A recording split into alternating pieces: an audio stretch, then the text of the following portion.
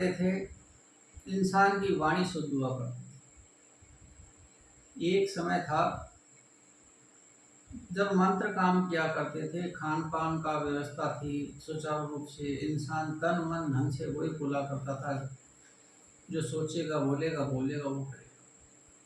समय का परिवर्तन हुआ, मंत्र के बाद तंत्र ने काम शुरू करना, मंत्र की शक्ति क्षीण हुई तो तंत्र ने काम करना शुरू किया। समय बदला, धीरे धीरे धीरे धीरे तंत्र की भी उपयोगिता कम हो गई, लोगों ने यंत्र से काम करना शुरू किया। मंत्र का काम हुआ, मंत्र के बाद तंत्र चला, तंत्र के बाद यंत्र चला, यंत्र के बाद भी आज की स्थिति ऐसी है कि लोग षड्यंत्र से ही काम चलाते हैं। यंत्र मंत्र तंत्र सब फेल हो गए, सिर्फ यंत्र मंत्र तंत्र अपनी सुरक्षा के लिए ही रह गए, बाकी तो षड्यंत्र से ही काम चलाते हैं।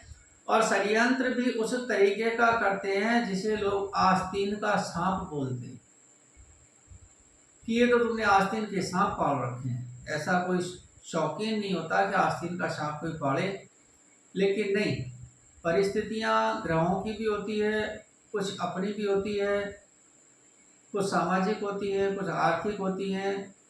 इंसान अपने दुश्मन को पालना नहीं चाहता, लेकिन मजबूरियां होती हैं कि उनके साथ भी उसे अपना समय व्यतीत करना पड़ता है। अपनी रक्षा के लिए, अपनी सुरक्षा के लिए दसों दिशाओं से सुरक्षा की जाती है, हर इंसान करना चाहता है और करनी भी चाहिए। इस सुरक्षा के लिए जब प्रभु की कृपा, प्रभु श्री राम की कृपा हमारे ऊपर है तो हमें कोई डर नहीं।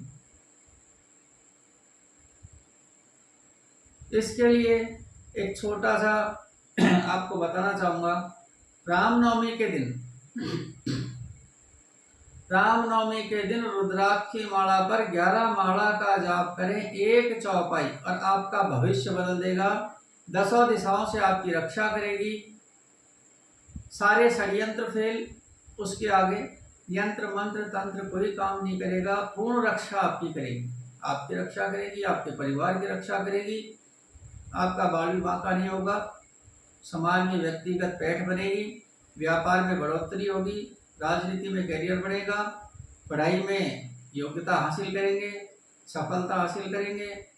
मतलब मेरे कहने का तात्पर्य कि यदि हमें भगवान प्रभु श्री राम की रक्षा मिलती है, उसका हाथ हमारे सर पे है, तो हमें सब जगह सफलता ही सफलता मिलती है। और उसके लिए हमें मात्र एक छोटी सी एक चौपाई का प्रतिदिन 40 दिन तक उसे करना है।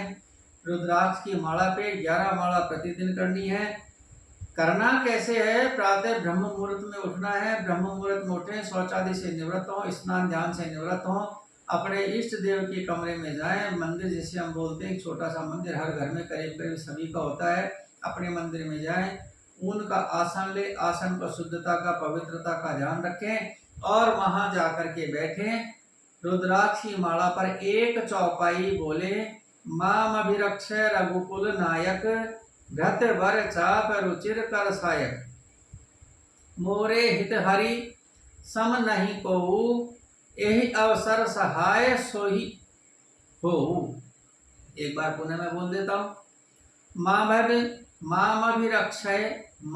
मामभिरक्षय रघुकुल नायक, घत बर चाप रुचिर कर सायक, मोरे हित हरि सम नहीं कोऊ, यही अवसर सहाय सोई हो।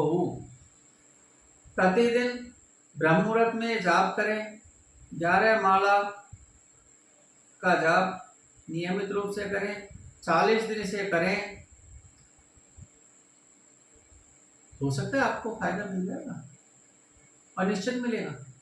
मेरा तो विश्वास है, आपका है प्रभु श्री राम पे अटल विश्वास है, तो आपको लाभ अवश्य मिलेगा।